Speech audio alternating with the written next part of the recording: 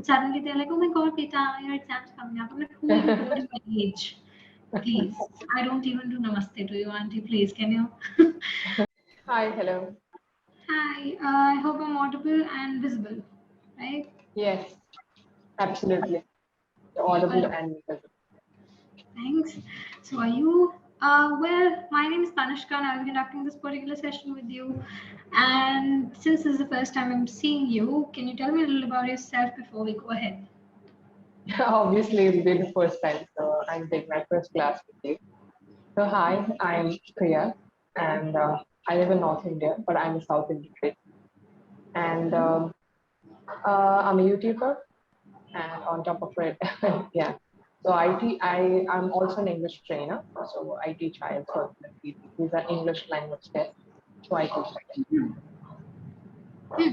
So you teach for IELTS, where? Which Like is when? International English Language Testing. Yeah, I know what IELTS is. I've given IELTS, so Oh, great. I'm aware what IELTS is. But so, like, you teach with an organization or you teach by yourself? I'm a freelancer right now. I used to do it before, but Hmm. Obviously, okay. and how long you have been on Clapingo? Well, I joined Clapingo last year. So it's been a year's association with them. I was inactive for a few months in between Oh, because of my work and everything. yeah. But now I'm back teaching actively since my work pressure is a little less considering it's COVID, so colleges are shut down. That's Okay. fine. So you're studying right now, or Yeah, I'm studying right now. okay. What are you pursuing? I'm pursuing psychology right now. So Oh, yeah. that's an interesting, subject, I guess. Yeah, it is actually. It is very interesting. I can go on and talk about it as long as I want and as long as another person. So yeah, it's pretty Yeah, okay. interesting. So share me your IELTS experience. That would be much better for me to learn, and even the viewers can learn much about your experience. It would be great if you can share about your practice or maybe how you have done your preparation. Okay, so I didn't do a lot of preparation considering the fact that I gave my IELTS right after class 12th. Oh, So I obviously was busy studying for boards the entire year. I didn't study anything outside of the board syllabus because I live in Delhi, right? So the pressure hmm. is just immaculate. Everybody, your tuition teachers, your mom and dad, everyone's behind your back for the board examinations, and I had to get into DU. So percentage was the only thing I was focused upon at that time. So I didn't Obviously, study. grades are so important, and for parents, yeah, it's immensely important for them because Yeah, they get to judge with other people. They compare actually our kids with other people or other kids, so probably it would be like a competition also at the same time. yeah, exactly. So because I don't know, something happens to parents and tuition teachers and everybody during the board examination season. It's literally a season. Everyone's just concerned about board exams. Your neighbors are also asking you about that. Even though they're just acquaintances, they have barely ever talked to you before. But suddenly they're like, "Oh my God, beta, your exam's coming up." I'm like, "Who are you holding my age? Please, I don't even do namaste to you, auntie. Please, can you?"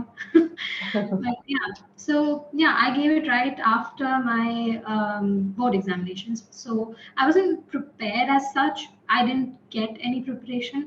I Okay. just sat in my IELTS exam and I was So like, have yeah, I you can do not it. aware of any kind of thing, anything about IELTS before attempting the exam, or So you yeah, I just was search for it? aware. Yeah, I didn't do much research. I just asked my brother. So my brother had given IELTS. He gave IELTS Oh, and TOEFL, both exams. you took his So help. yeah, so I asked him, how it goes, what are the things that like included in it, what's the raw score out of, what's band score, and things like that. So I asked him all of these details, these tiny details, and I just basically asked them, how do I score in IELTS? Just tell me that. I'm not concerned or anything else, but how do I get like a good score on 10? So he said that. Out of nine. It's out of nine. Yeah, out of nine, sorry. So I was like, I asked him all this, and then he did tell me a few tips and tricks. He was just like, his biggest tip to me was concentrating on vocabulary because the vocabulary is Yeah. something, a section that is pretty different from the usual vocabulary we use around here. So Yes. I think that was the most challenging part for me as well.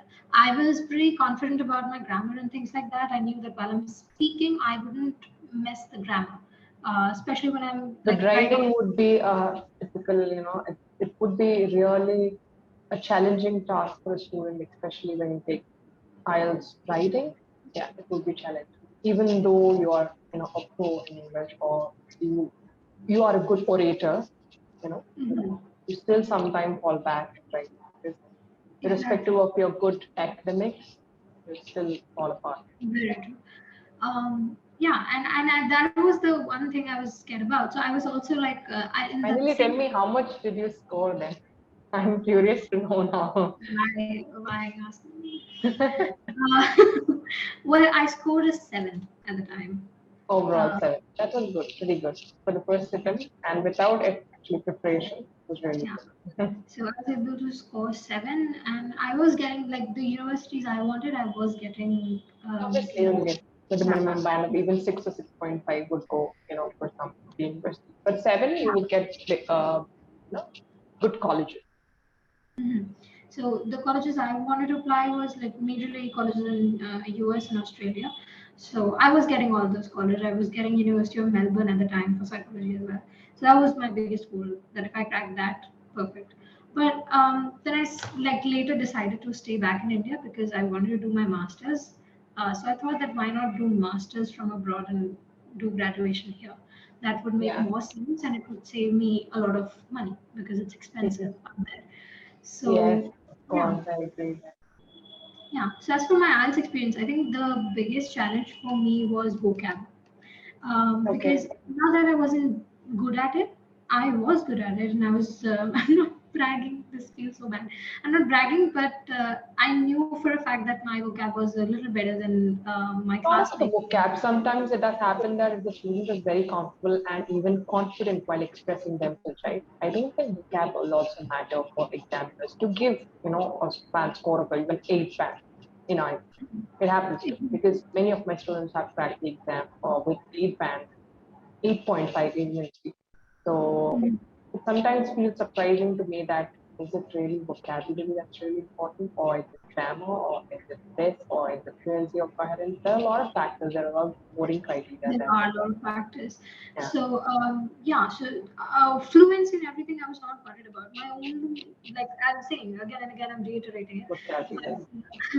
My challenge was vocabulary because I was pretty good at it. But then when I started, obviously I did look at a few papers and samples that you find online. I didn't pay for it, so not all of them were very accurate, but they give you a certain type of idea as to what is there in Yes. the exam. So when I was going Yeah, through that, sometimes some websites are very legit. You get complete true information out of it, but some websites are really, you cannot rely on them. it will give you such a wrong idea. That is why, Yeah, like, this is my biggest absolutely. tip to anyone: do not do what I did. If you want to score an answer, not even score, if you just want to go through that exam, at least get a month's training before your exam. Yes. That month is required so Whether that you prepare it at makes home you. or you take a mentor's help, that depends. It depends completely on you. So even when people come to me and they ask me for training, I say just think about yourself. Think of your present level, and if you can cope up with it, if you feel like you can do it all at home just by yourself, you can go for it. No problem. It's not mandatory that one must take training. Being a trainer myself, I just admit that saying it's not really necessary to take training. But sometimes it has happened that training is very much important and it plays Yeah, a crucial role, especially when it exactly. comes to cracking IELTS with high band scores. Yeah, yeah. So this was my like a few friends gave after me, and I told all of them that even though my friends were all I think around my caliber or maybe more than me. So even after that, I told most of them that do get trainings maybe for 2 weeks. Just get a mentor for yourself because it's sort of one, it increases your confidence because psychologically you have that thing that I've prepared for it. Yes. Because if you prepare yourself, you will always doubt your self study.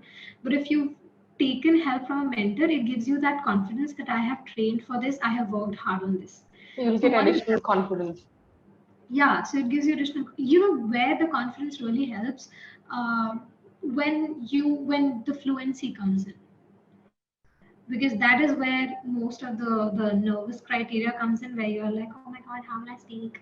So so that is the part that I feel like, mentors really help. So in my opinion, like, if I give IELTS ever again, I would first get training and Mhm. then pursue it, because I feel like that if I did 7 on my own, and if I would have had some training, if I would have known that how the Obviously. exams happen, I would have been able to achieve around an 8 at least. So that's what really matters. And IELTS score does matter. It helps you getting in scholarships and everything. And who doesn't want scholarships? Because if you're going abroad, Yeah, it's one of getting is the very expensive. exam which is really imperative, and that too, I have to say, getting an admission in top colleges. Yeah, It's really, sometimes crucial for everyone to attempt this exam and that to get a 7+ stand, maybe overall 7.5 sometimes or even 8.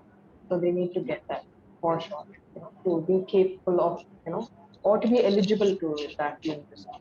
yeah, exactly.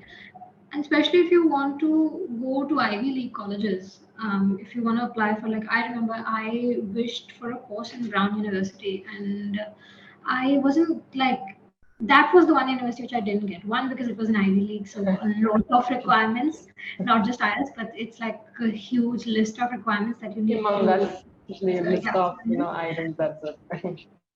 exactly. But then I feel like that IELTS is also again a very important thing. So if your score in IELTS and GRE is good, half of your troubles are gone. So both of these exams, I would like never tell anybody to do it on their own. I would say take at least, no matter how confident you are, no matter how intelligent you might be, take at least a hands-on training like before a month of your Yeah. exam or something like that, so that you at least know how the exam really goes. See, You get first to of do all, they these need things. to know the test pattern, how the test goes, how the exam they evaluate. They need I to was at very least make glad it. about that. Yeah. And that is why I tell people that please get a mentor, because when you sit in the exam, you're not surprised at least that, oh my God, this is going to happen now. Because I was. I didn't knew how it was going to go. So I was very surprised at each step. Okay, now this, now this. So that sort of, Tell me a little bit about your journey, like how you improved your English over the years, or it's like obviously by birth nobody would get that. I'm really sure about. So people, one must improve their language, or yeah. whether it's speaking skills or might be even writing skills. So how did you cope up with it? Like, what's your journey? Can you please briefly explain a bit? Okay. Right. So my journey was pretty fine with English. I mean, I grew up in a household where my dad used to speak in English, so I used to always understand the language. But it wasn't up like I was in class first, I think, and I remember my teacher saying that they don't know how to, like, my entire class didn't know how to speak in English at all, because our previous teacher didn't teach us any of the basic words also, like apple, bad, cat, etc. They didn't even teach us that. They just Oh my taught God. us the alphabet and sent it to class first. So my teacher at that time worked really hard with us, and it was like around class fourth or fifth where I started to get a hold of the language, wherein I could speak it properly. And the major factor that I was able to learn English very well and I was able to converse in English very well was because I was pretty outgoing, and I used to enjoy competitions a lot. In my head, it used to be like such a cool thing to be a part of debates and everything. So I used to go for public debating since class fourth or fifth. So Okay. that is where my journey actually began with English, because a lot of new vocabulary came in, a lot of styles of speaking the language came in, where you understand the differences, that what is formal conversation, what is an informal Informal conversation, country. and things like that. So, and by the time I was in class ninth and 10th, I started to write like a lot of stories and poetries Oh, on good. both sides. That's Yeah, really a good hobby that you have. yeah, I enjoy like writing. I mostly write poems now Do you because I still don't write? get. Do you Yeah, still yeah, write still. stories? Do you Yeah, enjoy writing stories? I do. Or I do a lot.